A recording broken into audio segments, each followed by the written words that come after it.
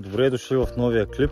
Приключихме вече и с плевенето на тревата на зелето. Като цяло днес нямаме много работа.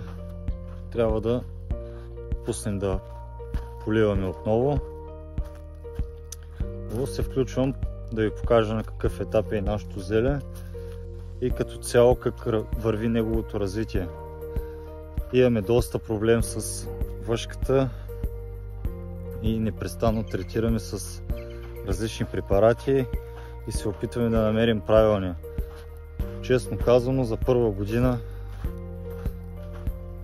виждаме такъв проблем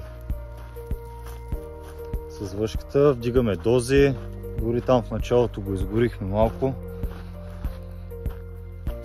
но търсим варианти, така че да предлагаме качествена стока накрая, както винаги сме правили.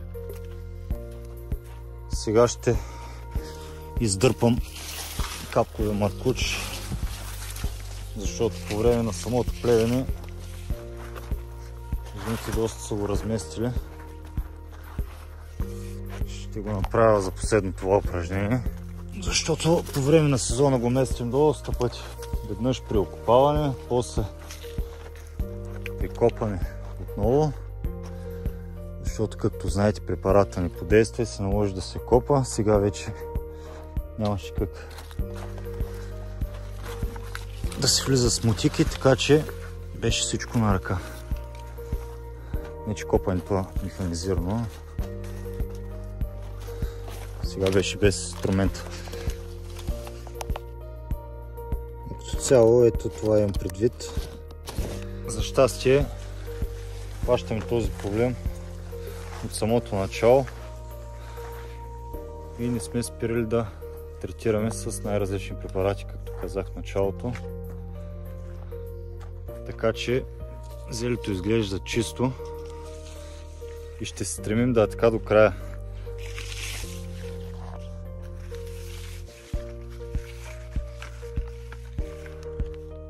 Вече няма трева. Сега ще ви покажа и по-ранния сорт, докъде е стигнал, но преди това искам да ви благодаря за всички, които се абонират за нашия канал в YouTube. Вече сме почти 1000 абоната. Така че виждаме, че има интерес и точно заради това продължаваме и да снимаме клиповете. Надяваме се да сме полезни, затова сме направили и Discord група, защото няма как да знаем всичко. Там има хора, които се занимават от доста повече години с земеделие от нас и те наистина дават качествени и стойностни съвети. Затова ви съветвам всеки, който иска да се занимава с земеделие и нещо не му е ясно. Там сме почти 60 човека, които всеки един от тях е готов да помогне. Така че там е вашето място. А ето го и сорт Marlow.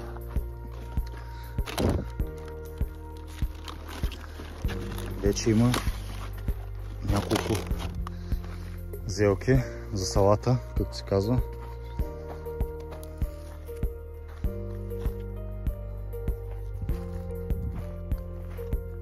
Вносното зеле е доста по-издръжливо. Няма спор, че е така. Все още е меко. Още нещо, което искам да кажа е, че затова масово хората започват да гледат вносни зелета, защото са много по-издръжливи. Както виждате тук, това зеле е пръскано по един и същи начин, както ергенското. По един и същи начин е обработвано, по един и същи начин е турено. Тук вредителите са доста по-малко и растението се развива доста по-добре.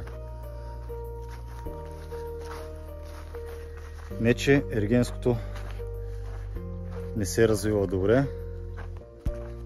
просто е доста по-трудно за отглеждане. Ето го ергенското.